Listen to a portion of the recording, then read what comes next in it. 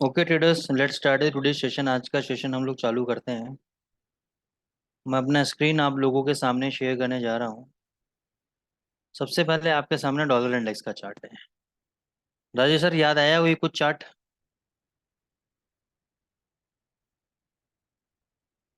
Rajesh sir, जी sir. याद आया चार्ट? हाँ सर। ये बॉक्स हमने बनाया हुआ था और हम लोग बात कर रहे थे ब्रेकआउट की। जी फिर हमने कहा था कि भाई इस कैंडल इस रेंज के नीचे जो अगर जो ब्रेकआउट होगा तो वो ब्रेकआउट होगा। तो यहाँ पे ये कैंडल आपका क्लोज हुआ, उसके नीचे ब्रेकआउट हुआ। उसके बाद हमने कहा था कि ये स्विंग हाई के ऊपर अगर क्लोजिंग होगा तो ये हम एग्जिट। तो इस स्विंग हाई का जो हाई है, इस कैंडल की क्लोजिंग वैल्यू भी वही है, यानी ये एग्जैक्ट उसी लेवल पे क्लोज हुआ है, लेकिन उसके ऊपर क्लोजिंग नहीं दी इसने। यहाँ पे मैक्सिमम लोग ट्रैप हो गए। फिर ये वापस नीचे लाया, अब वापस ऊपर गया है, वापस इस अप रेंज को टच किया है इसने। मैं दिखा देता हूँ वापस, इसी रेंज को टच किया है इसने एग्जैक्ट। ठीक है ना? और वहां से ही नीचे आया है। अब बताओ क्या लगता है आपको? केवल राजेश सर ही नहीं, बाकी आप सब लोग भी बताएं, आप लोगों को क्या लगता है इससे आप लोगों की एनालिसिस इंप्रूव होगी। मेरी तो इंप्रूव जो होनी थी हो गई है, अब आप लोगों की एनालिसिस इंप्रूव होने का समय है। आप लोग बताएं आपको क्या लगता है। आप चैट बॉक्स में लिख सकते हैं कि हमें ऊपर लग रहा है, नीचे लग रहा है, ऊपर लग रहा है तो कहाँ तक लग रहा है, विद लेवल्स भी लिख सकते हैं आप, अगर आप सीखना चाहते हैं और चाहते हैं कि हमारा एनालिसिस इंप्रूव हो। तो ये बहुत जरूरी है, इस बात को सोचना समझना खुद। जब तक आप खुद सोचोगे समझोगे नहीं, केवल सुनोगे सुनोगे तो कुछ नहीं होने वाला है। ठीक है ना? रिप्लाई करोगे, पार्टिसिपेट करोगे तो आपकी नॉलेज इंप्रूव होगी। वन सर ये zero to higher point higher higher high higher low ऐसा पैटर्न बन रहा है ऐसा। अच्छा, आपने बोला हायर हाई हायर लो, तो आप ये मेरे ख्याल से ये वाला पैटर्न देख रहे हैं आप, राइट? Yes sir. चलो ठीक है। एक तो तरीका होता है कि देखो, अब आपने बताया तो मैं आपको नई नई चीजें बताऊंगा। एक तरीका होता है कि केवल आपने इतने से एरिया को एनालिसिस किया, पहली बात। दूसरा होता है कि आपने इतने पूरे जितना बड़ा चार्ट है आपका उतने बड़े एरिया को एनालिसिस किया। ठीक है ना? और तीसरा होता है कि आपने ये 2 दिन के पैटर्न को एनालिसिस किया। खैर, आपने ये एरिया को एनालिसिस किया है, उसके हिसाब से आप बिल्कुल सही हो। ठीक है ना? उसके बाद आगे चलते हैं। राजेश सर आप। सर फिर जो हमारा जो स्पाइक लिया है ना, वहीं पे हम्म। टेस्टिंग पे जाएगा। हाँ, जो सस्टेन हुआ तो अच्छा खासा अपसाइड मूवमेंट हो सकता है, वरना फिर से नीचे आ अच्छा आप सकता है। एक मिनट, आपने कहा कि इस लेवल तक टेस्टिंग करने जाएगा ये, ठीक है? जी जी। अगर इस लेवल अभी के ऊपर टेस्टिंग गया। करने अभी टेस्टिंग करने तो जाएगा, लेकिन ऊपर ब्रेकआउट देने का पूरा चांसेस है, क्योंकि अच्छा। एक बार तो टेस्टिंग हो चुका है। ओके। और नीचे की साइड कोई भी उसने मतलब सस्टेन नहीं किया, प्रॉपर ठीक है। सस्टेन जो होना था वो नहीं हाँ, हुआ। ठीक है। तो तो अगर मैं आपकी बात मानूं, भाई नरेंद्र सर ने भी बोला है कि भाई हायर हाई हायर लो बन रहे हैं, और आपने भी बोला है कि ऊपर टेस्ट करने जाएगा, मतलब आप 99% कॉन्फिडेंट हो। तो आपके कॉन्फिडेंस के अकॉर्डिंग मेरे को यहाँ पे बाय करना चाहिए। जी सर। तो स्टॉप लॉस क्या रहेगा इसका? स्टॉप लॉस तो सर बहुत बड़ा आएगा। जो कोई बात नहीं, जो आएगा बताएं। जो हमारा 100, हाँ वही। ये वाला नहीं स्टॉप लॉस आप बोल रहे हैं? नहीं नहीं, ये वाला नहीं, इससे पहले ये का वाला, या ये बस ये वाला। वाला। ओके, तो ये स्टॉप लॉस हो गया आपका 100.62 का है, तो 60 ले लेते हैं राउंड फिगर में। 60 ले लेते हैं। 56 है तो 100.50 ले लेते हैं। ठीक है ना? तो ये आपका स्टॉप लॉस है। चलो, राजेश सर के अलावा कोई और बंदा, कोई और व्यक्ति? देखो, इसे सीखने को ही मिलेगा। बहुत दो अच्छे इनपुट आए हमारे पास, तो ऑब्वियस सी बात है, जब दो इनपुट आए तो हमें कुछ ना कुछ इनपुट्स हमारे निकलेंगे। अगर आप चाहो तो टाइम फ्रेम भी चेंज करके एनालिसिस कर सकते हो, तो वो भी मैं कर सकता हूँ आप लोगों के लिए। ऐसा नहीं है कि जबरदस्ती 2 घंटे के ऊपर ही एनालिसिस करनी है। कोई और अटेम्प्ट करना चाहेगा? क्या लग रहा है डॉलर इंडेक्स आपको? अच्छा, एक बार के लिए अपन देखते हैं डेली चार्ट। थोड़ा सा समझते हैं यहाँ पे। डेली चार्ट में देखो, ये एक बार एक इन दो कैंडल पैटर्न्स को देखना, पहला बेयरिश दूसरा बुलिश, और ये वापस ऊपर मार के यहाँ तक ऊपर आया। यहाँ पे देखना दो कैंडल पैटर्न को, दो बियरिश एक बुलिश, ऊपर गया, अब यहाँ पे कोई फ्लैग टाइप का पैटर्न बना रहा है आपका डेली चार्ट। ठीक है ना, हालांकि बहुत बड़ी रैली नहीं है, फ्लैग पैटर्न तब बनता है जब दो तीन हायर हाई हायर लो बन जाते हैं और उसके बाद बनता है। ठीक है ना, लेकिन फिर भी अगर मैं आपको थोड़ा सा एक ये स्ट्रक्चर दिखाता हूँ, ये देखो थोड़ा सा,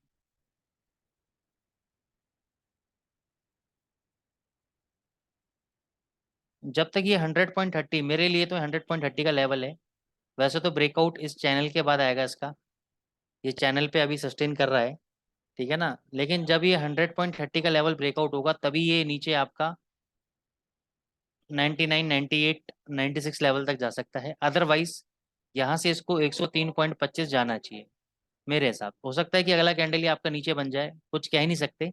लेकिन अगर मैं एंटिसिपेशन करूं, एंटिसिपेशन का मतलब अगर मैं प्रोडिक्शन करने की कोशिश करूं, तो डेफिनेटली इसको 103.25 तक बाउंस बैक मारना चाहिए, और उसके बाद इसको नीचे तोड़ना चाहिए। ये 100.30 का लेवल भी टूटना चाहिए। अब क्यों टूटना चाहिए, और हो सकता है अभी भी टूट जाए, ये सिर्फ ट्रैपिंग कर रहा हो तेजी दिखा के। क्यों, ऐसा क्या रीजन है, क्या रीजन है राजेश सर, फंडामेंटली अगर बात करी जाए तो?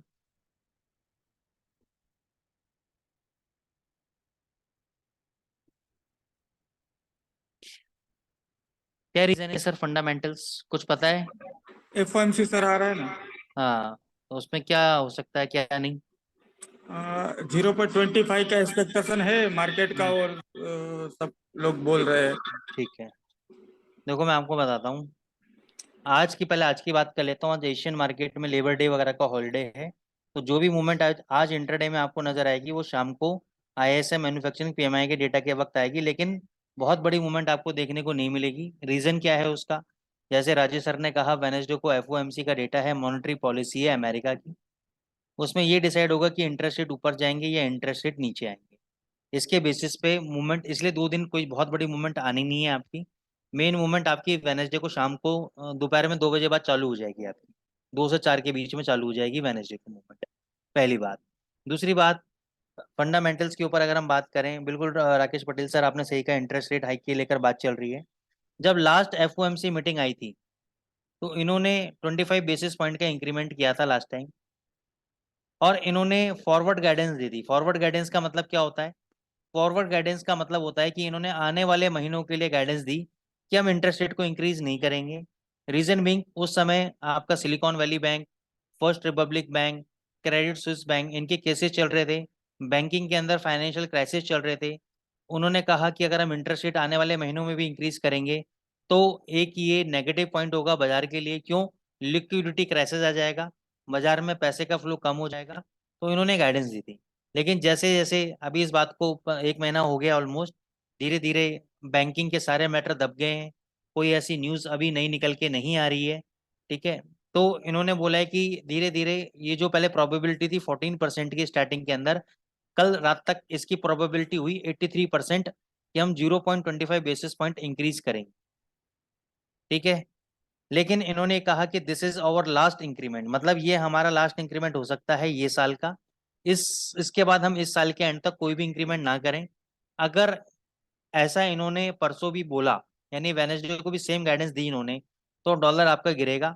क्योंकि बाजार हमेशा लॉन्ग टर्म व्यू लेके चलता है, एक दिन का एक महीने का व्यू लेके नहीं चलता। तो अगर दोबारा ऐसी गाइडेंस आई तो बाजार गिरेगा, मतलब डॉलर इंडेक्स गिरेगा, यूरो GBP गोल्ड भगेंगे आपके। क्यों? क्योंकि इन्होंने ऐसा बोल रहे हैं कि अब जो इन्वेस्टर्स हैं, इन्वेस्टर्स का मतलब जो बड़ी कम्युनिटी है, कम्युनिटी का मतलब हेज फंड्स मैनेजर्स हैं, इकोनॉमिस्ट हैं, ठीक है ना, बड़े बड़े ट्रेडर्स हैं, वो लोग ये कह रहे हैं कि अब हमें इनकी बातों का भरोसा नहीं रहा। अब हमें फेड की बातों का भरोसा नहीं है, ये बोलता कुछ और है करता कुछ और है। ये बोल रहे हैं कि हम इंटरेस्ट रेट नहीं बढ़ाएंगे, हो सकता है ये इंटरेस्ट रेट काटना चालू कर दें, इंटरेस्ट रेट को रिड्यूस करना चालू कर दें। जब ऐसे स्टेटमेंट आया पिछले कुछ दिनों के अंदर, तो फेड चेयरमैन साहब सामने आए और उन्होंने बोला कि नहीं ऐसा नहीं है, हम इंटरेस्ट रेट को काटेंगे नहीं, यस, हम इंटरेस्ट रेट को बढ़ाएंगे नहीं, हम उसमें पॉज लगा देंगे, हम रोक सकते हैं उसको, हम डिडक्ट नहीं करेंगे। लेकिन इन्वेस्टर बोल रहे हैं कि भाई हम आपकी बात का भरोसा नहीं है, हम तो डेटा बेस एनालिसिस करेंगे, डेटा से हम देखेंगे कि आप लोग इंटरेस्ट रेट बढ़ाएंगे या घटाएंगे, हम उसके बेसिस पे आप आपकी स्टेटमेंट पे हमें भरोसा नहीं। तो अब ये सब चीजें जो ऑलरेडी हो चुकी, तो उसके बेसिस पे ऑलरेडी कई दिनों से पहले सेलिंग प्रेशर आ चुका है आपका। ठीक है ना। अब अगर इंटरेस्ट रेट बढ़ता है तो एक बार ये 103.25 जाएगा, उसके बाद ये वापस नीचे मारेगा $98 और $96। ये मैं आपको पहले भी दे चुका हूँ। ये बाउंस बैक मारेगा 103.25 तक। हो सकता है ये रैली एक्सटेंड हो जाए 104.80 तक, 4.30 तक, 104.50 तक। वहां से डेफिनेटली इसको नीचे गिरना चाहिए। ठीक है। तो अगर ये रैली आती है तो ये मत सोचना कि आपका डॉलर इंडेक्स अब भगेगा, बॉटम लग चुका है, नहीं, ये वापस गिरेगा, ऐसा होगा। ठीक है। तो ये आप एनालिसिस को ध्यान रखिएगा। अब हम आ जाते हैं यूरो यूएसडी के ऊपर। ओवरऑल स्ट्रक्चर अगर मेरे से क्लियर शब्दों में बोला जाए तो अभी थोड़ा सा बाउंस बैक मेरे को भी लग रहा है कि इसको तेज जाना चाहिए। यूरो यूएसडी की बात कर लेते हैं। क्या लग रहा है राजेश सर, यूरो यूएसडी या अन्य कोई पार्टिसिपेंट, नरेंद्र जी या राकेश पटेल जी, क्या लग रहा है यूरो यूएसडी?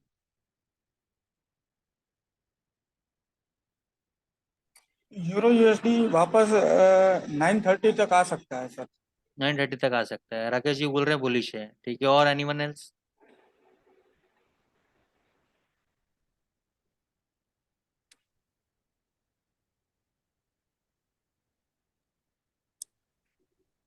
ट्रायंगल पैटर्न जैसा कुछ बन रहा है सर इसमें।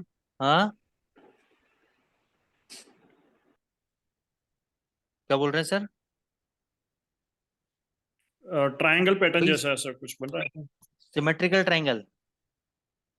हाँ सर। हाँ बिल्कुल, सिमेट्रिकल ट्रायंगल आपका बिल्कुल बन रहा है। सिमेट्रिकल ट्रायंगल आपका बन रहा है। ठीक है। अब लेवल्स की बात कर लेते हैं हम लोग। देखो, इंस्टीट्यूशंस की मैं बात करता हूँ, मैं टेक्निकल चार्ट पैटर्न की बात नहीं कर रहा हूँ अभी। इंस्टीट्यूशंस की सेलिंग आपकी है 1.1100।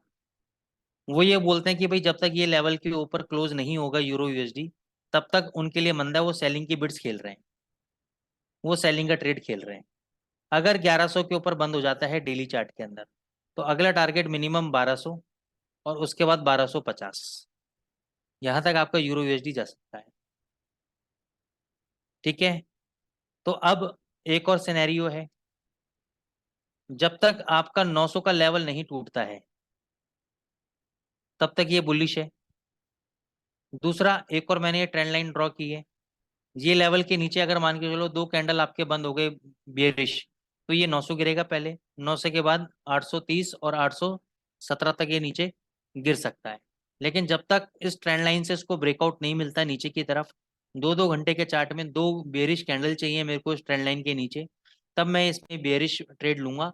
और फिर मैं नीचे हो सकता है 900 के लिए प्ले करूं, या 850 के लिए प्ले करूं, या 800 के लिए प्ले कर सकता हूँ।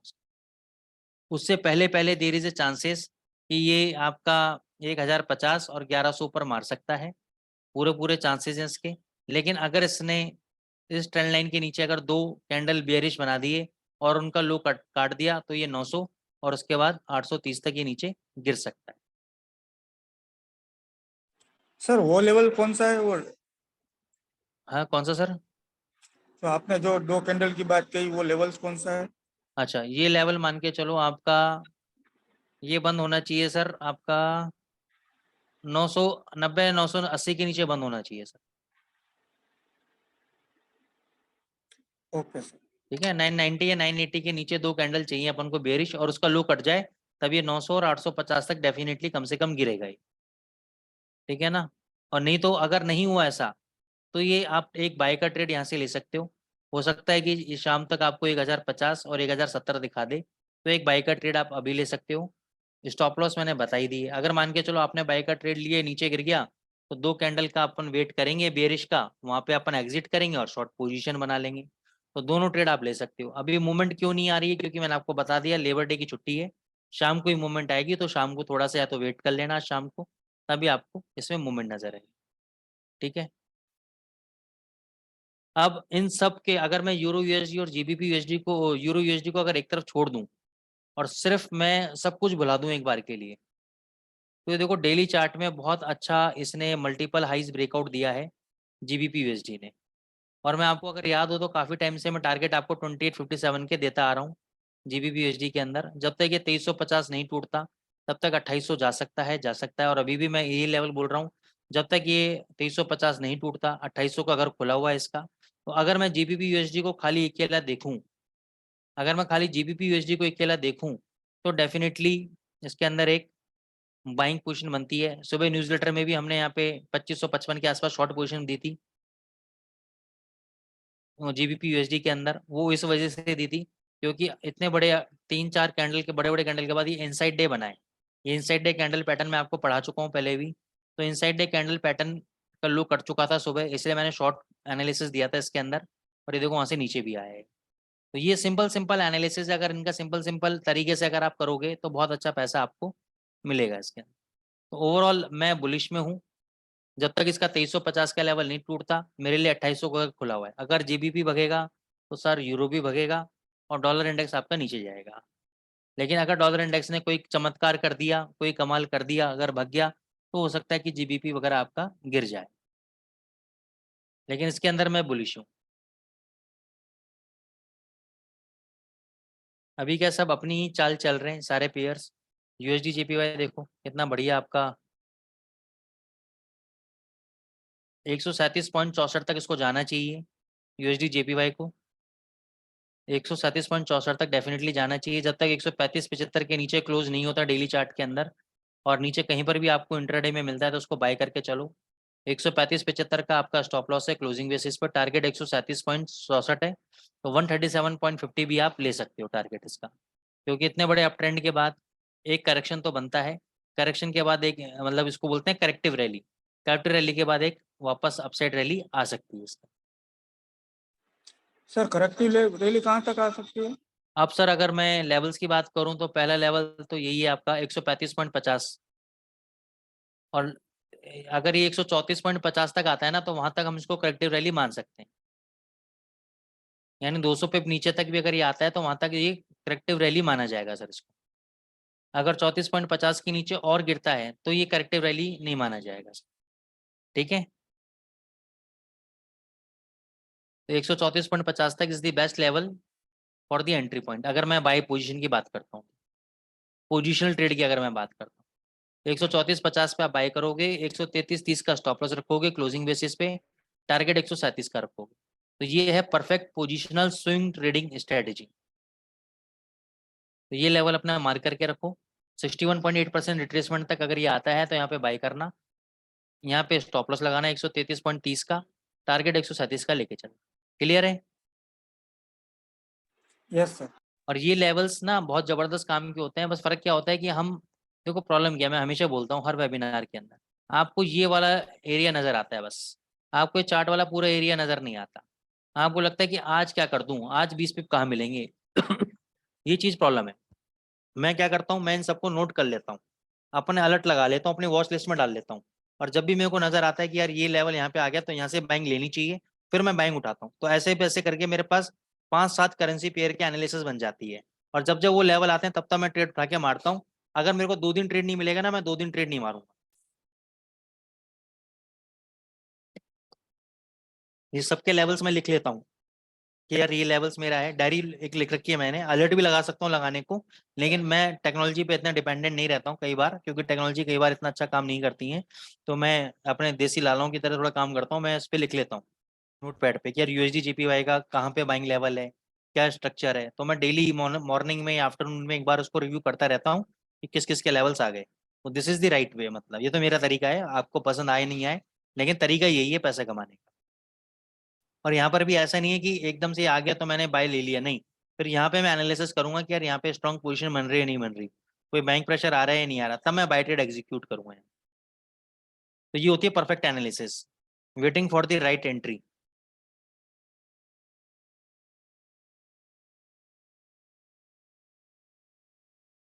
अब आप गोल्ड का देखो, बार बार 1974 के आसपास, 76 के आसपास से टर्न अराउंड हो रहा है, क्योंकि 1975 1974 पे इसका बहुत बढ़िया सपोर्ट लेवल है, और 2001 पे इसका रेजिस्टेंस है। देखो बार बार उसके ऊपर क्लोजिंग ही नहीं दे रहा, बार बार इसी लेवल से टर्न अराउंड हो रहा है। इसका मैं आपको बता दूं बाइंग लेवल या तो 1950 पे है सर इसका बाइंग लेवल, ठीक है। और 2001 के ऊपर अगर ये बंद हो गया तो 2030 2040 से पहले रुकेगा नहीं डेली चार्ट पे, अगर 2001 के ऊपर बंद हो गया तो ये, और उसका अगर हाई काट गया, जैसे मान के चलो एग्जाम्पल के तौर पे यहाँ पे देखोगे ये वो दिन है जहाँ पे 2001 के ऊपर बंद हुआ बाजार, लेकिन इस दिन का हाई नहीं कटा, तो ये हाई कटना जरूरी है। तो ऐसे ही यहाँ पे हो सकता है इंट्राडे में हाई चला जाए, लेकिन शाम को नीचे आ जाए या ऊपर भी रहे, उस दिन का हाई कटना जरूरी है। हाई कटेगा तब मान के चलो यहाँ से तेजी है, 230 240 तक की तेजी है। बेस्ट बाइंग लेवल तो 1950 पे बनता है, और ये 1970 तोड़ेगा तो झटके से ही तोड़ेगा, और जब भी 1970 तोड़ेगा तो ये 1950 गिरेगा गिरेगा। लेकिन मेरा मानना यह है कि बेस्ट बाइंग आप करो उसकी, ये तो इंस्टीट्यूशनल की बाइंग है 1950 पे, मेरी बाइंग रहेगी 1942 के आसपास, स्टॉप लॉस रहेगा मेरा 1935 के आसपास, और कम से कम 10 पॉइंट का मेरा टारगेट रहेगा इसके अंदर।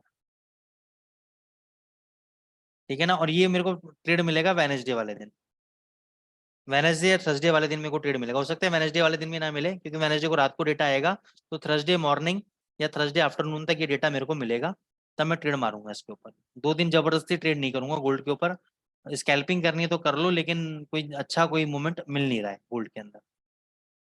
गोल्ड पे मैं ओवरऑल बुलिश हूँ, नीचे ज्यादा से ज्यादा 1935 तक आ सकता है, उसके बाद ये वापस टर्न अराउंड होगा ऊपर की तरफ 2040 2050। क्लियर है। अब राठौड़ जी आपको मैं CHF JPY बता देता हूँ।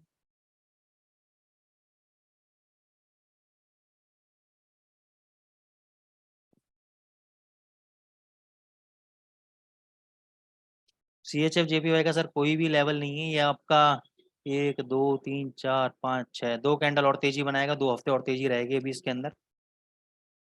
इसमें चांसेस नहीं है, कोई भी डिप आता है तो इसमें बाय करके चलना है। रिवर्सल लेवल सर इसका कुछ भी रिवर्सल लेवल नहीं है इसका, ये मेरे ख्याल से। और देखते हैं। ये यहाँ पे मिलेगा रिवर्सल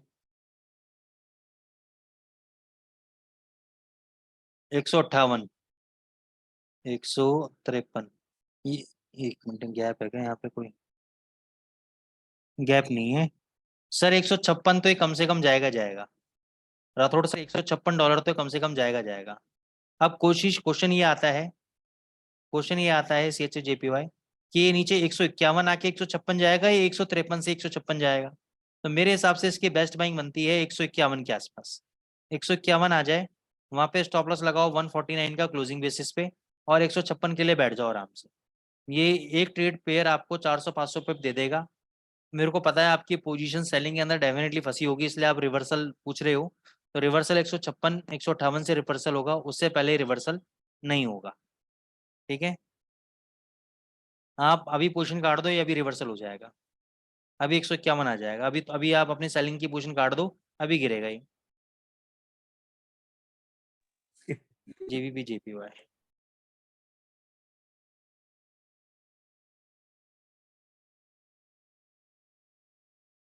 ये एक अच्छा रिवर्सल पैटर्न है, लेकिन जनरली मैंने क्या देखा है, पहले भी आपको दिखाया भी है, कि जब भी ऐसा रिवर्सल आता है और इसका जो नेकलाइन है इसका अगर लो नहीं करता क्लोजिंग बेसिस पे, तो ये यहाँ से ही रिवर्सल मारेगा ऊपर, और ये प्रीवियस हाई को भी तोड़ के ऊपर भग जाएगा। तो या तो आप इसका वेट करो कि ये आपका रिवर्सल जो आ रहा है, कोई कैंडल आपका इस नेकलाइन के नीचे क्लोज होता है, क्लोज हो गया, उसका लो टूट गया, तो ये डेफिनेटली 169 तक भी आएगा, 168 तक भी आ सकता है। लेकिन अगर इसने क्लोजिंग नहीं दिया और यहीं से ऊपर चला गया, तो दोस्त मान के चलना है प्रीवियस हाई भी तोड़ता हुआ आपको नजर आएगा JVP JPY।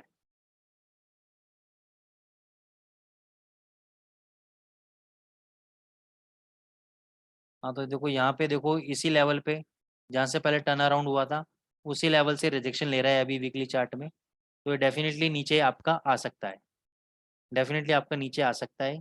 बहुत बढ़िया लेवल से रिवर्सल ले रहा है ये। ठीक है ना, चाहो तो शॉर्ट कर सकते हो, लेकिन क्योंकि सुबह से ये 3 कैंडल ये, तो मेरे ख्याल से तो एक कैंडल तो कम से कम इसको बुलिश बनानी चाहिए। बुलिश बनाने के बाद जब ये दोनों कैंडल तोड़ेगा, कौन सी, ग्रीन वाली भी और रेड वाली भी, उसके बाद शॉर्ट पोजीशन बनाना, तो आपकी जो विनिंग की प्रोबेबिलिटी है बहुत हाई हो जाएगी। ये मत देखो कि अभी गिरता जा रहा है गिरता जा रहा है और गिरता गिरता गिरता जाए, जाने दो।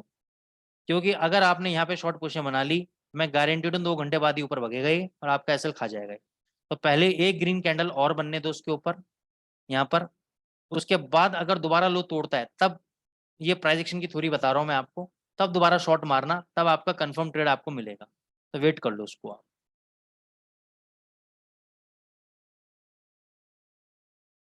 Same GBP JPY euro JPY दोनों भाई बहन है, तो कुछ अलग नहीं है इसके अंदर। तो यूरो जेपीवाई आपका स्ट्रांग ही है, इसको नीचे आने पे बाय करो, क्योंकि ये आपके प्रीवियस स्विंग लो तक तो उसने अभी टच भी नहीं किया है। यहाँ तक आएगा ये, फिर ऊपर नया हाई बना देगा ये। ठीक है ना, तो अब तो ये लेवल इसने टच भी नहीं किया है, तो मेरे हिसाब से तो इसमें तेजी है, यूरो जेपीवाई के अंदर मंदी नहीं है।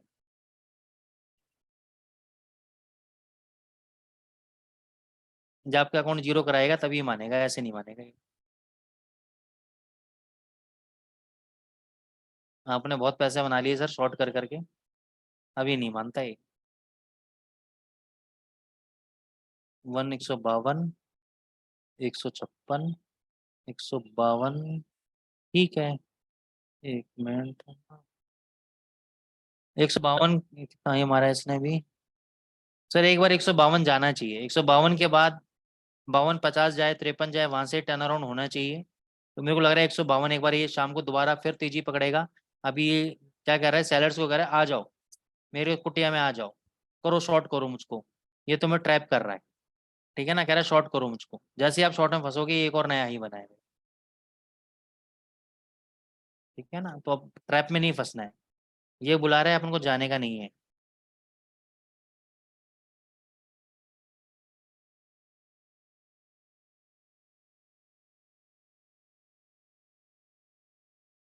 ये सर बाय कर सकते हो आप, अभी के अभी बाय कर लो उसको। स्टॉप लॉस रहेगा आपका 1790 का, टारगेट आपके 1820 के ऊपर के रहेंगे। इसको आप बाय कर लो, इसको बाय करो, सिल्वर को बाय करो, सिल्वर बाय कर लो। अच्छा अब एक चीज और बता देता हूँ, गोल्ड में कभी समझ में ना आ रहा हो ना, सिल्वर देख लेना, मैं भूल गया था। मैं सिल्वर में मेरे को कई दिनों से तेजी नजर आ रही है। यहाँ भी देखोगे इसने फेक कैंडल बनाया, और ये स्ट्रक्चर देखोगे आप, बहुत मतलब पता नहीं क्यों मेरे को एक स्ट्रॉन्ग स्ट्रक्चर, ये जो मतलब कंसोलिडेशन हो रहा है ना, यहाँ पे मेरे को लग रहा है ऑपरेटर माल इकट्ठा कर रहा है। यहाँ पे वो ऑपरेटर जो है स्मार्ट मनी है, माल इकट्ठा कर रहा है यहाँ पर। और ऐसा तेज भगेगा, ऐसा तेज भगेगा, ये 27 और 28.50 तक ऊपर जा सकता है, भयंकर भग सकता है। क्योंकि मेरे को ऐसा लग रहा है कि तूफान के आने से पहले का ये शांति माहौल बना रखा है इसने, ये भयंकर तेजी पकड़ेगा यहाँ से, और जबरदस्त तेजी पकड़ेगा, और शॉर्ट वालों की पैंट उतार देगा ये। तो मेरे को तो लग रहा है इसको तेज खेलो।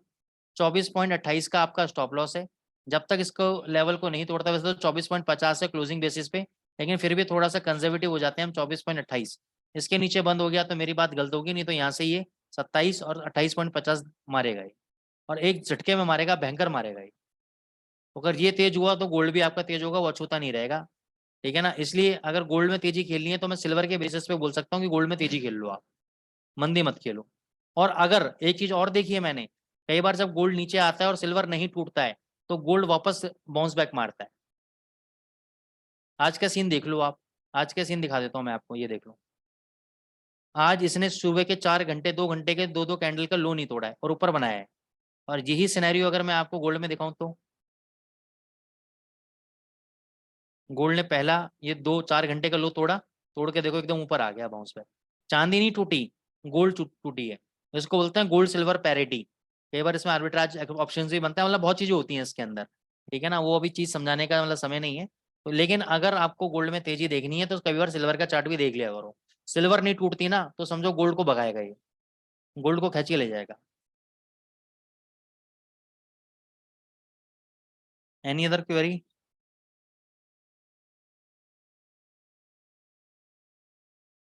कोई क्वेरीज आपकी? सर गोल्ड के अंदर आज 2000 के ऊपर क्लोजिंग देगा तो फिर 2040 तक जा सकता है। हाँ बिल्कुल, अगर ये इसने क्लोजिंग दे दी तो गारंटेड, अगर उसका हाई भी कट गया कल तो 2040 कंफर्म है फिर। और अगर सर आज और मेरी बात मानो तो अभी भी आप गोल्ड बाय कर सकते हो। ठीक है ना, चांदी का लेवल, अच्छा इसका मैं तरीका बताता हूँ। गोल्ड में स्टॉप लॉस मत लगाना, गोल्ड में स्टॉप लॉस तब लगाना जब चांदी का एसएल कट जाए। अगर चांदी का एसएल नहीं कट रहा है, गोल्ड गिर रहा है तो गिरने देना, इसको एवरेज करते रहना, क्योंकि ये फिर भगेगा वहां से, अगर चांदी नहीं टूट रही तो। ठीक है ना, तो ये भी कई बार मैंने ऑब्जर्व किया है चीजें। ठीक है, अगर चांदी टूटने लगे तो निकल जाना, चांदी ना टूटे तो ये समझ लो ये बाउंस बैक मारेगा, नीचे गिरा के सिर्फ ट्रैप कर रहा है आप लोगों को सेलिंग के अंदर, सेलिंग में बटा के वापस ऊपर भगेगा ये। तो हमेशा गोल्ड सिल्वर का चार्ट दोनों साथ देखा करो आप, तब आपको तेजी मंदी। और इसके साथ एक चार्ट और बता देता हूँ, प्लेटिनम। बहुत जबरदस्त कोरिलेशन बता रहा हूँ आपको, जो आपको कोई भी नहीं बताएगा। प्लेटिनम, अगर प्लेटिनम भी नहीं टूट रहा है, प्लेटिनम भी अगर नहीं टूट रहा है, तो समझो गोल्ड तेजी पकड़ेगा। चांदी नहीं टूट रही है, प्लेटिनम नहीं टूट रहा है, प्लेटिनम ब्रेकआउट दे रहा है, तो समझो गोल्ड भगेगा।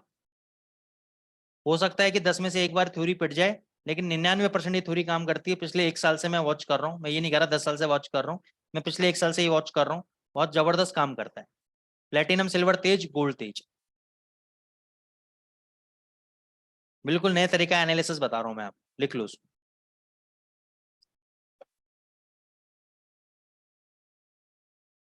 राजेश सर कुछ बोलना चाहते हो? थक गए यार हम तो बोल बोल के, एनर्जी डाउन हो गई। No sir. कुछ तो बोल दो यार। सर टीओटीटी का कुछ किया आपने? नहीं किया है राजेश सर, समय नहीं मिल रहा है यार, आजकल के एग्जर्शन बहुत ज्यादा हो जाता है मेरे को। मतलब ये समझ लो, ये स्थिति हुआ है कि सुबह 6 बजे सिस्टम पे बैठता हूँ और रात को 10 साढ़े 10 बजे उठता हूँ।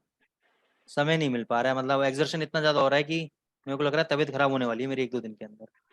मैं कर दूंगा टीओटीटी आपका, अभी रिसर्च का समय नहीं मिल रहा है मेरे को, ठीक है ना? कर दूंगा सर उसका, डोंट वरी, चिंता ना करो आप। सर और एक इंडिकेटर की बात कर रहे थे आप दिसंबर में कि हम नए सर साल में मैं अभी लेंगे। मैं आ ही जाऊंगा, देखो आपके पास अभी छुट्टी मनाने, छुट्टी होने दो बच्चों की, गुजरात ही आ जाऊंगा, वहीं बैठ जाऊंगा आपके पास आके, तो वहीं कर क्या लेंगे बात जो है सर, करना वेलकम। है। वहीं बुलवेल के ऑफिस में बैठ जाएंगे हफ्ते भर, वहीं जो करना है वहीं कर लेंगे जो कुछ। ठीक है ना sir? Thank you sir. Full दिन यहीं बैठा करेंगे, थोड़े दिन रेस्ट लेना आऊंगा मैं भी यार। चलो एनएफपी डेटा के बारे में दोस्तों बात करते हैं। डीएक्सवाई पेयर में ट्रेडिंग बिल्कुल सर कर सकते हो, क्यों नहीं कर सकते? अगर ब्रोकर ऑफर करता है आपको डीएक्सवाई पेयर, तो बिल्कुल ट्रेडिंग कर सकते हो सर। होती है डीएक्सवाई में ट्रेडिंग, खूब होती है राकेश सर। चलो इंडेक्स है बेसिकली, क्योंकि डीएक्सवाई क्या है ना, अलोन है, पेयर नहीं है बेसिकली वो। यूएसडीएक्स बात करें तो डॉलर इंडेक्स है बेसिकली, तो इंडेक्स में जो ट्रेडिंग कराता है डॉलर के अंदर, वो डेफिनेटली हम कर सकते हो ट्रेडिंग। और जो ट्रेडिंग करता है तो हेजिंग भी बहुत अच्छी हो सकती है उसके अंदर, यूरो यूएसडी के साथ बहुत शानदार काम हो सकता है। चलो नॉन फार्म पेरोल डेटा की आज बात करते हैं, क्योंकि नॉन फार्म पेरोल डेटा हर फ्राइडे के, हर मंथ के फर्स्ट फ्राइडे को आपका नॉन फार्म पेरोल डेटा निकलता है। इस महीने का आज 1 तारीख है, इस फ्राइडे को आपका नॉन फार्म पेरोल डेटा निकलेगा। तो क्या होता है Rajesh sir non farm payroll data, या कोई और भी बताना चाहेगा? What is non farm payroll data?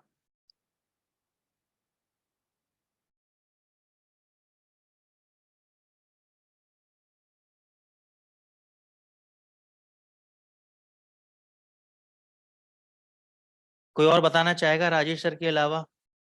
What is non farm payroll data और हम उस पर कैसे ट्रेडिंग कर सकते हैं?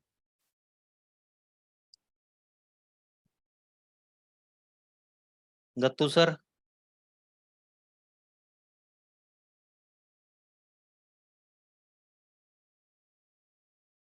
नरेंद्र सर,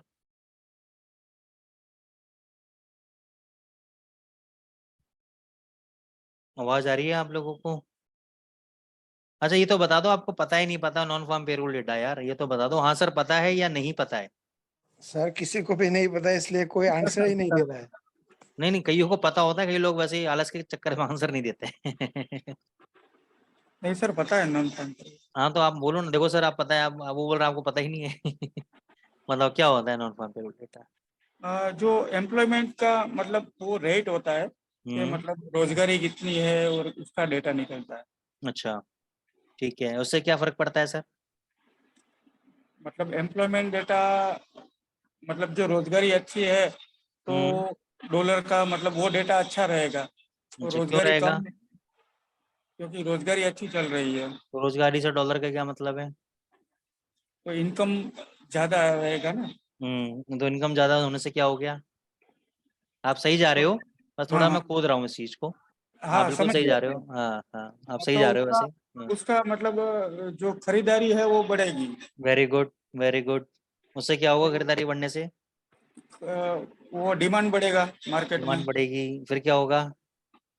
जीडीपी, आई जाएगा। अच्छा और क्या होगा?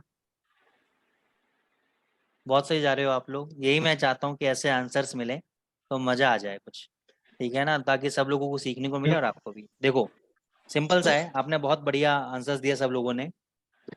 एम्प्लॉयमेंट क्या होता है? एम्प्लॉयमेंट का मतलब है रोजगारी और बेरोजगारी, एम्प्लॉयमेंट अनएम्प्लॉयमेंट, ठीक है ना। अब एम्प्लॉयमेंट किसी भी कंट्री का बैकबोन होता है, रीढ़ की हड्डी होती है, मानते हो? मानते हो या नहीं मानते? Yes sir. ठीक है ना। आप सब लोग जवाब दे सकते हैं, हाँ सर मानते हैं, ठीक है, या नहीं मानते। नहीं मानते तो क्यों नहीं मानते आपको बताना पड़ेगा, ठीक है। अब दिल्ली, दिल्ली के पास एक जगह है गुड़गांव, सुना है आप लोगों ने गुरुग्राम के नाम पे? जी यस सर। तो सन 2000 के अंदर अगर मैं बात करूं या उससे थोड़ा सा पहले मैं बात करूं तो वो बिल्कुल गांव था, उसमें कोई भी डेवलपमेंट नहीं था, कुछ भी नहीं था। तो सबसे पहले अमेरिका से, अलग अलग कंट्री से कॉल सेंटर्स वहाँ पे आके लगे। मेरे को अच्छी तरह याद है 2000 से पहले की, 2000 के आसपास की बात बता रहा हूँ मैं आपको आज से। तो नए नए कॉल सेंटर्स खुले थे वहाँ पे, पिक एंड ड्रॉप फैसिलिटी हुई थी, हम भी कॉल सेंटर्स में इंटरव्यू देने जाते थे, ठीक है ना। तो वहाँ पे क्या हुआ, जैसे जैसे लोगों की जॉब लगी, पिक एंड ड्रॉप फैसिलिटी उन्होंने दी, फिर उनका देखा देखी और इंडस्ट्रीज वहाँ पे सेटअप होने लग गई, और सर्विस सेक्टर्स वगैरह, अलग अलग सेक्टर्स के ऑफिसेज वहाँ खुलने लग गए, ठीक है ना। वहाँ पे लोगों की एम्प्लॉयमेंट, अब जो लोग दिल्ली से अप डाउन करते थे उन लोगों को 2-2 घंटे लगते थे, 1.5-1.5 घंटे लगते थे अप डाउन करने में गुड़गांव। तो उन्होंने क्या किया, जब उनकी इनकम इंक्रीज हुई तो उन्होंने वहीं पे घर परचेज कर लिया, क्योंकि वहाँ पे उस वक्त स्टार्टिंग में लैंड सस्ती थी। उन्होंने वहाँ पे घर परचेज कर लिया, बिल्डरों ने परचेज कर लिया, वहाँ पे फ्लैट सिस्टम चालू हो गए। तो वहाँ पे जब एम्प्लॉयमेंट बढ़ने लगा, लोग वहाँ पे शिफ्ट हो गए, तो लोग खर्चा करने लग गए, वहाँ पे खर्चा करने लगे, नई नई शॉप्स खुल गई, नए नए कैफेज खुल गए। तो आज की तारीख में जो गांव था छोटा सा, 15-20 साल के अंदर, 20-22 साल के अंदर, वो छोटा सा गांव आज इतना बड़ा हो गया है कि उसका जो स्टैंडर्ड ऑफ लिविंग है वो कहीं ना कहीं दिल्ली से बहुत ज्यादा अच्छा है, ठीक है ना। दिल्ली से बहुत ज्यादा अच्छा है गुड़गांव का। जितने पब्स, जितने कैफेज, जितने मॉल्स दिल्ली गुड़गांव के अंदर है, उतने दिल्ली में भी नहीं है। और जितने हाई पेइंग कस्टमर्स कह लो, हाई इनकम अर्निंग कस्टमर्स बोल लो आप, या लोग बोल लो आप, जितने गुड़गांव में रहते हैं उतने दिल्ली में भी नहीं रहते, ठीक है ना। क्यों? क्योंकि वहाँ पे एम्प्लॉयमेंट जनरेट हुआ, वहाँ पे इंडस्ट्रीज आके सेटअप हुई, उन्होंने एम्प्लॉयमेंट दिया। अच्छा, हरियाणा और दिल्ली से बात करूं या गुड़गांव से बात करूं तो गुड़गांव ज्यादा फ्लरिश है। क्यों? वहाँ पे जॉब्स ज्यादा है। हरियाणा में जॉब ज्यादा नहीं है, राजस्थान में जॉब ज्यादा नहीं है। तो ये स्टेट ऐसे हैं जहाँ पे इंडस्ट्रीज हैं, लेकिन जॉब्स अगर मैं बात करूं तो जॉब्स नहीं है, सर्विस सेक्टर का काम ज्यादा नहीं है वहाँ पर। तो इसका मतलब क्या है कि जहाँ पे एम्प्लॉयमेंट होगा वहाँ पे ग्रोथ होगी। अगर मैं अभी नेबरिंग कंट्रीज का नाम नहीं लेता, नेबरिंग कंट्रीज आप समझते हो, ऐसे ऐसे बहुत सी कंट्री हैं जहाँ पे एम्प्लॉयमेंट नहीं है, जहाँ पे इंडस्ट्री ध्वस्त पड़ी हुई है, जहाँ पे जॉब के नाम पे कुछ भी नहीं है। तो वो कंट्री की हालत देख लो आप, वो कंट्री फ्लरिश नहीं कर रही है। तो इसका मतलब क्या हो गया कि देश के अंदर सबसे इंपॉर्टेंट इकोनॉमिक फैक्टर कौन सा हो गया हमारे पास? एम्प्लॉयमेंट। यानी अनएम्प्लॉयमेंट और एम्प्लॉयमेंट एक ऐसे डेटा पॉइंट्स हैं जो, चाहे आप जीडीपी की बात करो, चाहे आप रिटेल सेल्स की बात करो, चाहे आप ऐसे मैन्युफैक्चरिंग पीएमआई डेटा की बात करो, चाहे आप सर्विस सेक्टर पीएमआई डेटा की बात करो, आप जिस भी डेटा की आप बात करो, चाहे आप एफओएमसी की डेटा की बात करो, सबका जो रूट कॉज है या जो जड़ है वो अनएम्प्लॉयमेंट या एम्प्लॉयमेंट डेटा के ऊपर आके रुकती है। ये डेटा अगर अच्छा है तो सब अच्छा है, ये डेटा बेकार है तो सब चीज बेकार है। अब थोड़ा सा ओवरव्यू दे देता हूं मैं आपको। इसका मतलब होता है नॉन फार्म पेरोल डेटा। ये ब्यूरो ऑफ लेबर स्टैटिस्टिक्स एक डिपार्टमेंट है जो इस डेटा को निकालती है। इस डेटा के अंदर कौन कौन से लोग इंक्लूड नहीं है? गवर्नमेंट एम्प्लॉयज इंक्लूड नहीं है, private house hold employees include नहीं है, एनजीओ वाले इंक्लूड नहीं है, और जो फार्मिंग यानी किसानी खेती करते हैं वो इंक्लूड नहीं है। लेकिन अगर मैं इन चारों कैटेगरी को हटा दूं फिर भी इस डेटा के अंदर बचा कौन? 80% of all the US employees. Remaining 80% लोगों का डेटा इसके अंदर है। क्योंकि जैसे एक बंदे ने, आप में से किसी ने बोला था कि एम्प्लॉयमेंट डेटा का मतलब कि जीडीपी बेटर रहेगी, तो बिल्कुल सही है कि जो लेबर है वो क्या प्रोड्यूस करती है? जीडीपी प्रोड्यूस करती है ऑफ द इकोनॉमी टोटल, ठीक है ना। तो अगर एम्प्लॉयमेंट नंबर्स अच्छे हैं तो ऑब्वियस सी बात है महंगाई बढ़ेगी। क्यों? हम खर्चा ज़्यादा करेंगे, खर्चा ज़्यादा करेंगे तो सामान ज़्यादा कंज्यूम करेंगे, सामान ज़्यादा कंज्यूम करेंगे तो महंगाई बढ़ेगी, महंगाई बढ़ेगी तो सरकार इंटरेस्ट रेट को बढ़ाएगी, तो उसको कंट्रोल करने के लिए। और अगर इंटरेस्ट रेट को कंट्रोल करने के लिए, इन्फ्लेशन को कंट्रोल करने के लिए अगर सरकार इंटरेस्ट रेट बढ़ाएगी तो डॉलर की वैल्यू आपकी क्या जाएगी? ऊपर जाएगी। क्लियर है? तो अगर आपको ये देखना है कि एफओएमसी का डेटा आपका अच्छा आएगा या बुरा आएगा, तो आपको पिछले कई महीनों का क्या देखना पड़ेगा, नॉन फार्म पेरोल डेटा आपको देखना पड़ेगा, नॉन फार्म पेरोल डेटा आपको देखना पड़ेगा। अच्छा मेरे को बताओ, ये डेटाज आते हैं, इंपॉर्टेंट डेटाज आते हैं, इस पे इतनी ज्यादा मूवमेंट क्यों होती? अच्छा कई बार मूवमेंट नहीं होती। आज आप कभी देखोगे कि रिटेल सेल्स डेटा है, जीडीपी का डेटा है, कुछ भी मूवमेंट नहीं होती, और कई बार मूवमेंट हो जाती है। आज आप देखना ऐसे मैन्युफैक्चरिंग पे या तो हो सकता है बिल्कुल मूवमेंट ना हो, या तो बहुत ज्यादा मूवमेंट हो जाएगी। तो कई बार नॉन फार्म पेरोल डेटा और एफओएमसी भी मूवमेंट नहीं होती है, और जब होती है तो ऐसी जबरदस्त होती है कि अकाउंट एक अकाउंट जीरो हो जाते हैं। ऐसा क्यों? बता सकते हैं मेरे को क्यों मूवमेंट आती है? सर इसमें दो रीजन हो सकता है हाँ कि पहले का तो डिस्काउंट कर दे मार्केट, और हाँ। पहले से मूवमेंट आ सकती है, मतलब हो चुकी हो, तब भी मूवमेंट नहीं आ सकती है, या हाँ फिर एक दिन या 2 दिन के बाद ही उसमें मूवमेंट, एक्चुअल मूवमेंट हो सकती है। हाँ। क्यों 2 दिन बाद क्यों? क्या कहानी है 2 दिन तक? आपने ऐसा बिल्कुल सही बोला राजेश सर, बस मैं लॉजिक जानना चाहता हूँ उसके पीछे कि 2 दिन बाद क्यों। सर बाद में दूसरा भी कोई डेटा आना होता है इस पे हाँ कुछ दिनों बाद। हाँ, ये भी कारण हो सकता है, ये भी कारण हो सकता है। अब मैं आपको बताता हूँ, देखो होता है, बाजार को कौन चलाता है? Smart money, smart money. यानी बड़े बड़े बैंक्स। अच्छा मैं आपको बता दूं, बैंक अकेले नहीं चलाता, इनका भी ग्रुप बना हुआ है। 2-4 बड़े बैंक आपस में मिल जाते हैं और मार्केट को मूव करने की कोशिश करते हैं। तो स्मार्ट मनी हो गए, हेज फंड मैनेजर्स हो गए, एक बड़े बड़े इकोनॉमिस्ट हो गए, बड़े बड़े बैंक्स हो गए। तो अच्छा आपको क्या लगता है, ये लोग क्या 50 पिप के लिए 100 पिप के लिए पोजीशन बनाते हैं? बताओ। नहीं। यस, ये इतने पिप के लिए पोजीशन नहीं बनाते। इनका पेट बहुत बड़ा है, आपके मेरे पेट से बहुत ज्यादा बड़ा है। इनको हजार हजार पिप, 2-2 हजार पिप चाहिए होते हैं इनको, उस हिसाब से पोजीशन क्रिएट करते हैं। अब जब डेटा आता है, देखो डेटा सारे इंटर रिलेटेड है आपस में। एनएफपी का डेटा भी किसी ना किसी जीडीपी से, रिटेल सेल से, ना किसी ना किसी चीज से रिलेटेड है। जब आप कभी फंडामेंटल्स की मैं इन डिटेल क्लास लूंगा तब बताऊंगा, ये डेटा किसी ना किसी से रिलेटेड है। अब ये मूवमेंट आती क्यों है? जब डेटाज आते हैं तो उनके इकोनॉमिस्ट बैठ के डेटा को स्टडी करते हैं, और स्टडी करने के बाद वो कहते हैं कि कुछ एडजस्टमेंट्स करनी है हमें। एडजस्टमेंट मतलब अपनी पोजीशन के अंदर कुछ एडजस्टमेंट कर लो। जो हो सकता है कि हमने बेरिश पोजीशन बनाई है और डेटा कुछ इस हिसाब से आया है कि वो आने वाले 3 महीने के लिए बता रहा है कि पॉजिटिव है। आने वाले 3 महीने के लिए क्या बता रहा है कि डेटा हो सकता है इसके लिए पॉजिटिव हो जाए, तो अपनी अभी एडजस्टमेंट कर लो, यानी पोजीशन अपनी रिवर्स कर लो, सेल से हटके बाय में बैठ जाओ। फिर वो 2 दिन और स्टडी करते हैं, क्योंकि एकदम से तो एनालिसिस निकल के नहीं आती है। वो 2 दिन कम से कम लगाते हैं, 1 से 2 दिन, और फिर 2 दिन बाद फिर एक्चुअल मूवमेंट लेकर आते हैं उसके अंदर, कि नहीं अभी हमें कंफर्म हो गया है, एक डेटा पॉइंट और आना था, उसके आने के बाद अब हमें कंफर्म हो गया है कि यहाँ से तेजी ही पकड़ेगा डॉलर। अब अपनी पोजीशन में एडजस्टमेंट बैठा लो। तो जब एडजस्टमेंट बैठाते हैं तो इस हिसाब से बैठाते हैं कि पहले उनकी पोजीशन बियरिश चल रही होती है, अचानक से वो तेजी में बैठ जाते हैं और ऊपर ऊपर खींचते रहते हैं बाजार। ठीक है ना? तो ये सारी एडजस्टमेंट्स होती हैं। अब इस एडजस्टमेंट में फंसता कौन है? रिटेल ट्रेडर, आप और मैं लोग। आप और मैं लोग फंस जाते हैं उनकी एडजस्टमेंट्स के चक्कर में। तो अब ये कैसे पता लगाए कि डेटा पॉजिटिव आएगा नेगेटिव आएगा? अच्छा ये भी, अगर मैं आपको ये भी तरीका बता दूं, डेटा पॉजिटिव आएगा नेगेटिव आएगा तो भी आपका काम नहीं होगा। क्यों नहीं होगा? जरूरी नहीं है कि अगर डेटा पॉजिटिव आए तो डॉलर ऊपर जाए। डेटा पॉजिटिव आने के बाद कई बार डॉलर नीचे गिर जाता है, होता है या नहीं होता? कम ऑन गाइस, होता है या नहीं होता? यस सर, डेफिनेटली होता है। डेटा कई बार नेगेटिव आता है, डॉलर को गिरना चाहिए फिर भी ऊपर भग जाता है। तो इसका मतलब क्या है कि ये सब किसके हाथों में? स्मार्ट मनी के हाथों में। कि वही वो डेटा को कैसे पढ़ रहे हैं, कैसे रीड कर रहे हैं, उनको क्या चीज समझ में आ रही है, क्या चीज समझ में नहीं आ रही है, क्या पोजीशंस वो बनाएंगे। तो अब हम कैसे काम करें इसके अंदर? तो आपको 2 ट्रिक बताता हूँ, एक मैं बैक टेस्टिंग करके दिखाऊंगा, एक मैं आपको वर्बली बताऊंगा। ये मैंने आपको पहले भी बता चुका हूँ, ये इस फ्राइडे को चेक भी कर लेना। अगर निफ्टी, इंडियन मार्केट के अंदर अगर निफ्टी इंडेक्स है, अगर वो 80 पॉइंट पॉजिटिव बंद हुआ है 3:30 बजे, तो शाम को मान के चलना एनएफपी डेटा नेगेटिव आएगा।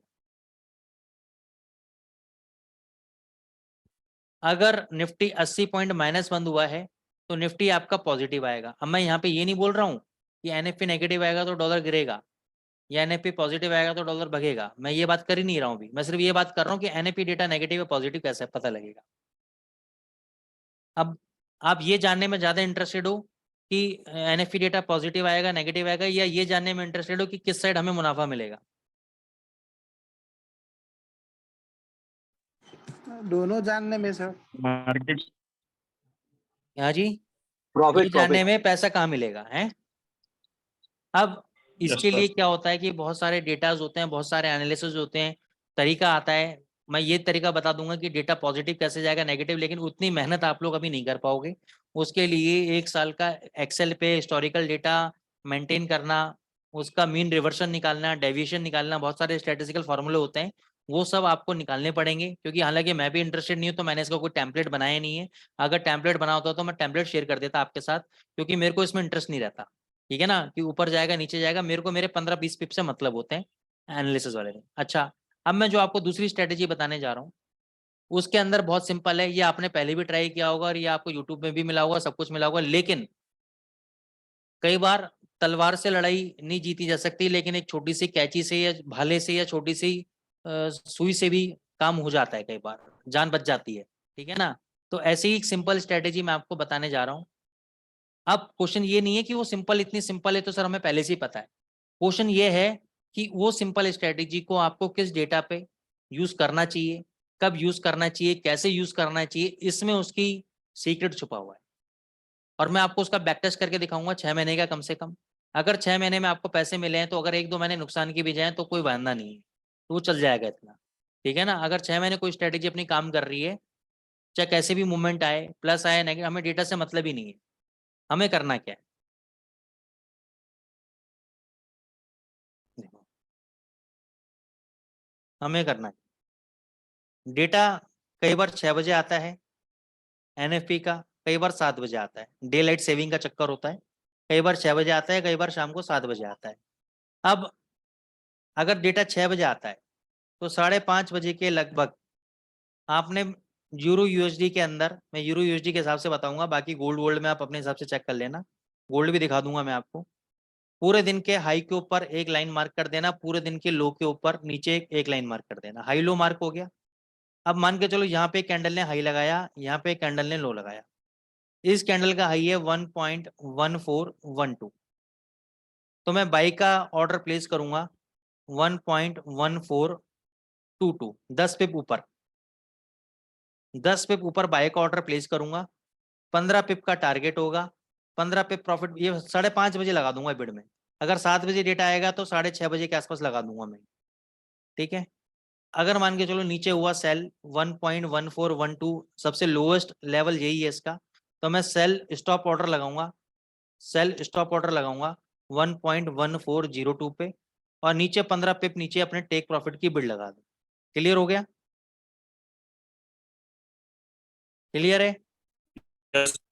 अब मैं आपको उसकी बैक टेस्टिंग करके दिखाता हूँ एक बाय एक करके, ये काम करता है या नहीं करता है। मैं इसके लिए जाता हूँ फॉरेक्स फैक्ट्री पे, आराम से देखना, तसल्ली से देखना, मैं गोल्ड पे भी दिखा दूंगा मैं आपको।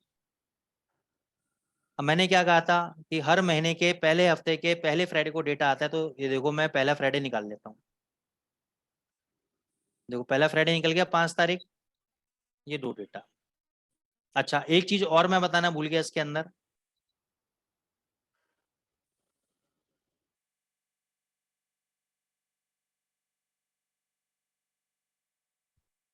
देखो डेटा करता क्या है।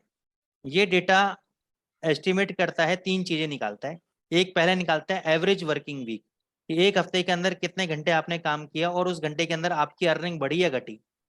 ठीक है, अर्निंग घटी या बढ़ी, एक होल्ड करना दोस्तों।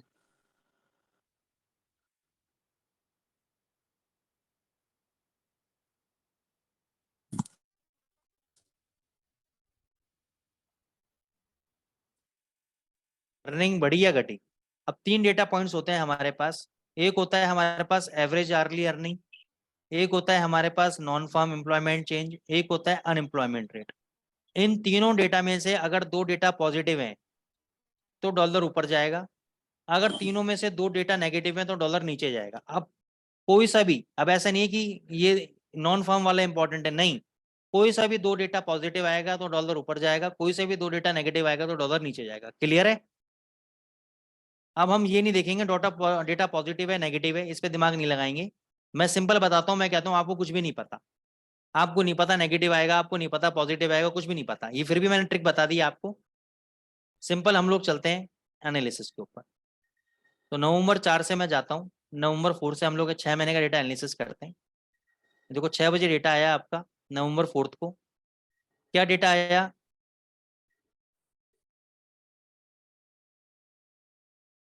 सब कुछ पॉजिटिव है। हाँ, ये डेटा आया, एवरेज आर्ली अर्निंग रिपोर्ट आपकी बढ़ के आई, अच्छा है डॉलर के लिए। नॉन फार्म एम्प्लॉयमेंट डेटा आपका बढ़ के आया, लेकिन अनएम्प्लॉयमेंट रेट भी आपका बढ़ के आया 0.01%। तो दो डेटा पॉजिटिव है, एक नेगेटिव है, तो डॉलर के लिए क्या होना चाहिए? ऊपर जाना चाहिए। यूरो क्या होना चाहिए? यूरो नीचे आना चाहिए। अब होता है क्या एक्चुअल, वो देखेंगे और हम कैसे काम करेंगे। पहले मैं इसको आपको यूरो यूएसडी पे दिखा देता हूँ। 30 मिनट का चार्ट लेते हैं। नवंबर 4 पे मैं जाता हूँ।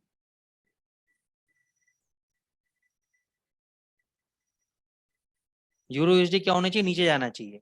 देखते हैं, अब देखो क्या हुआ। डॉलर को ऊपर जाना चाहिए था,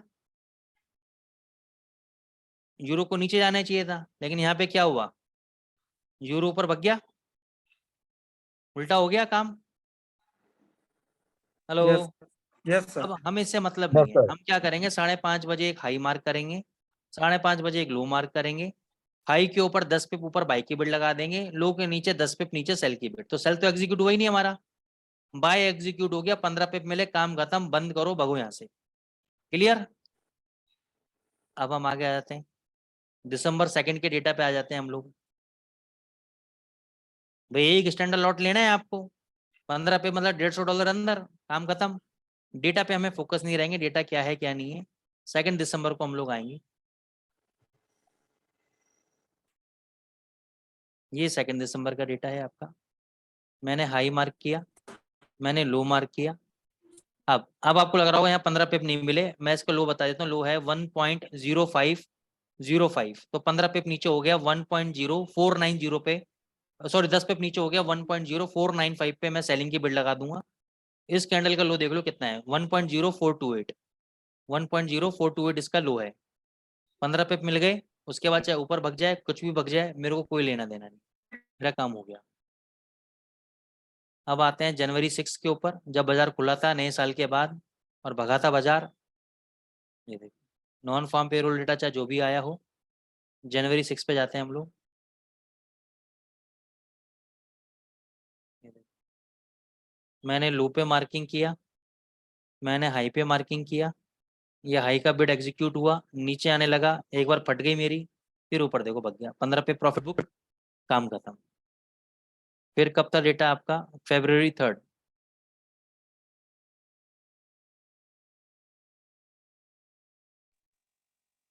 लो मार्क किया,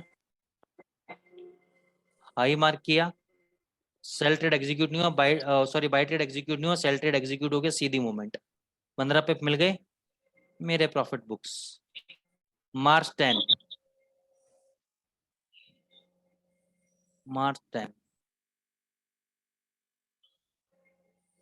हाई मार्क किया, लो मार्क किया, 10 पे ऊपर बिड लगाई, 15 पे दिया, प्रॉफिट बुक, एकदम से प्रॉफिट बुक। अप्रैल 7, अभी जो रिसेंट डेटा गया है पिछले महीने ही, हाई मार्क किया, सॉरी सॉरी सॉरी सॉरी ये है अप्रैल 7, हाई मार्क किया, लो मार्क किया, एकदम से 15 पिप दिया, प्रॉफिट बुक। क्लियर? अगर 6 महीने आपको सेम स्ट्रेटेजी पे, अब ये मत सोचना कि ये स्ट्रेटेजी आपकी सीपीए पे भी काम करेगी, जीडीपी पे भी काम करेगी, रिटेल सेल्स पे भी काम करेगी, बिल्कुल काम नहीं करेगी सर,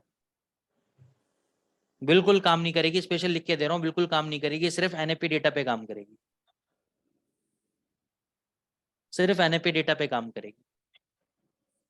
अब उन डेटास पे क्या स्ट्रेटेजी काम करेगी वो हम आपको अपनी एडवांस क्लासेस में बताएंगे।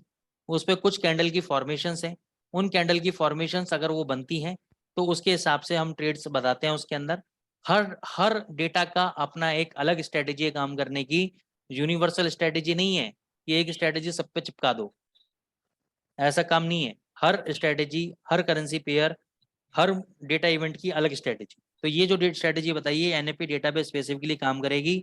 6 महीने अगर आप काम कर रहे हो यार, एक महीना तो ऐसा होगा ना जब हाई भी काटेगी लो भी काटेगी, या हर महीने थोड़ी ना काटेगी, तो वो मैंने आपको बता दिया है।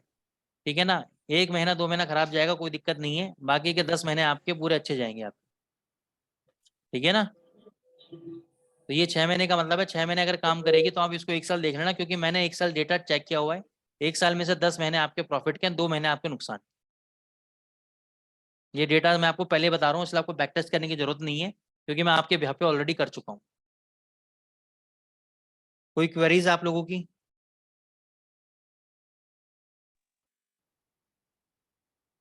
बहुत बढ़िया 15 पे मिलेंगे। 0.10 से ट्राई करके देख लेना, कुछ भी नहीं जा रहा 0.10 पे आप लोगों का जबरदस्त प्रॉफिट मिलेगा आपको। सर आज निफ्टी माइनस में हुआ है प्लस में, उसके ऊपर अब आज हम ट्रेड कर सकते हैं। आज क्या डेटा है? आज आईएसएम का है ना? एनएफपी तो नहीं है ना सर? नहीं एनएफटी मैंने क्या नहीं। कहा, ये डेटा जो ट्रिक बताइए खाली मैंने एनएफपी के लिए बताइए। ओके। आप वही गलती कर रहे हो कि सब एक ही जगह सबको एक ही मेकअप चिपका रहे हो, एक ही बिंदी दे रहे हो। नहीं नहीं, वो मैं डेटा की बात नहीं कर रहा हूँ, हाँ वैसे बात कर रहा हूँ कि समझो कि वो निफ्टी है वो ऊपर जाए तो मार्केट गिर सकता है या नहीं हाँ, वो, अगर निफ्टी ऊपर जाएगी तो एनएफपी डेटा नेगेटिव आएगा। अब वो गिरेगा नहीं गिरेगा ये अपन अभी नहीं बता सकते, लेकिन एनएफपी डेटा नेगेटिव आएगा। ओके। हाँ, अगर निफ्टी भग गई तो ये गिरेगा, और निफ्टी गिर गई तो एनएफपी डेटा पॉजिटिव आएगा। रिवर्स चलता है मतलब,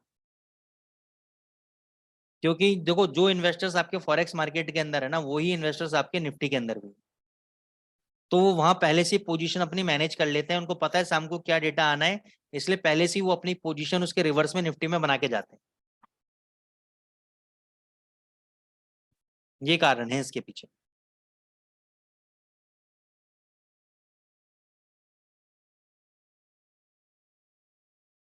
और कोई क्वेरीज आप लोगों की किसी की नहीं?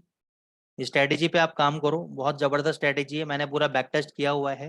हालांकि मैं इंटरेस्टेड नहीं रहता इवेंट्स पे काम करने के लिए, लेकिन आप लोग उत्साहित रहते हो इसलिए आप लोगों के लिए बता दी कि आप एनएफपी डेटा पे ऐसे काम कर सकते हो। ऐसे जीडीपी डेटा की अलग स्ट्रेटेजी है, रिटेल सेल्स डेटा की अलग स्ट्रेटेजी है, मैन्युफैक्चरिंग पीएमआईज की अलग अलग स्ट्रेटेजी, सबकी अलग अलग स्ट्रेटेजीज। ठीक है, कोई क्वेरीज है आप लोगों की आप मेरे से पूछ सकते हो, otherwise we will wind up the session for today. मैं 30 सेकंड्स वेट करूंगा आप लोगों का, अगर आपकी कोई क्वेरीज है तो मैं लूंगा, नहीं तो मैं एंड कर दूंगा सेशन। सर गोल को यहाँ से सेल में ले सकते हैं थोड़ा सा? थोड़ा सा क्यों, पूरा लो ना सर। थोड़ा सा का काम क्यों करते हो? 1987 के ऊपर चल रहा है, 88। सर देखो ऊपर नीचे दोनों तरफ जा सकता है, लेकिन मैं रिकमेंड नहीं करूंगा। हाँ, अब मान के चलो, अब मैंने बोला कि शॉर्ट नहीं करना है, मान के चलो आपने नहीं किया, और थोड़ी देर बाद ही 84 आ गया, आप कहोगे क्या यार सर ने कहा था मत करो, मैं शॉर्ट कर देता इतने तो मिल जाते। तो इतनी ट्रेडिंग के लिए सर मैं रिकमेंडेशन नहीं देता, 4-5 पॉइंट के लिए।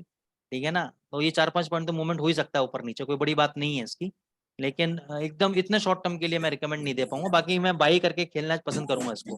अभी भी ये 84-85 चल रहा था, 84 चल रहा था, तभी भी मैंने आपको बोला था कि इसको बाई करो गोल्ड को, क्योंकि सिल्वर तेज है। तो अगर ये जी नीचे मिलता भी आपको तो उसको बाई करके खेलो, शॉर्ट करके मत खेलो उसको। जी सर। ठीक है ना सर। बाकी हाँ, 2-4 पॉइंट के लिए आपको खेलना है तो कर सकते हो शॉर्ट, जैसे आपको 88 89 पे बेच दिया, 85 पे परचेज कर लिया, इस टाइप के लिए करना है कर लो। उसका स्टॉप लॉस आपका आज का हाई रहेगा, अगर ये कट गया तो आउट, नहीं तो अपने बने रहना आप। जी सर। क्योंकि फायदा नहीं है ना, क्योंकि ये स्टॉप लॉस काट देगा फिर नीचे आ जाएगा, या यहाँ तक जाएगा फिर नीचे आ जाएगा, आ सकता है। मतलब पक्का पक्का मैं नहीं बोल सकता सर इसमें। जी जी। ठीक है ना सर। जी sir. Okay sir, thank you. Any other else? क्योंकि देखो जबरदस्ती ट्रेड नहीं करना बनता है सर, देखो नहीं समझ में आ रहा तो नहीं ट्रेड करो, ज्यादा बेटर है। पैसे कहीं को लगाना है रिस्क, आराम से बैठो ना सर, जब स्ट्रेटेजी मिलेगी, जब ट्रेड मिलेगा तब बनाएंगे पैसा हम, तो डबल क्वांटिटी खेलेंगे हम। अभी जब नहीं समझ में आ रहा तो क्यों उंगलीबाजी करनी? बाजार देखो, बाजार का काम तो है मूवमेंट करना, बाजार ऊपर भी करेगा नीचे भी करेगा, उसका तो काम ही यही है। लेकिन हमें उसमें क्या चीज समझ में आ रही है उसके अकॉर्डिंगली हमें काम करना चाहिए। इसलिए मैं बोलता हूँ कि patience and discipline is the key to success in this market. Patience रखो, डिसिप्लिन रखो, तभी आप पैसा बना पाओगे। हड़बड़ी में रहोगे, जल्दी करोड़पति बनने के चक्कर में रहोगे तो रोड पे आ जाओगे। चलो guys, thank you so much, और फिर मिलेंगे हम लोग अगले मंडे को with a new concept, new strategy. Thank you so much.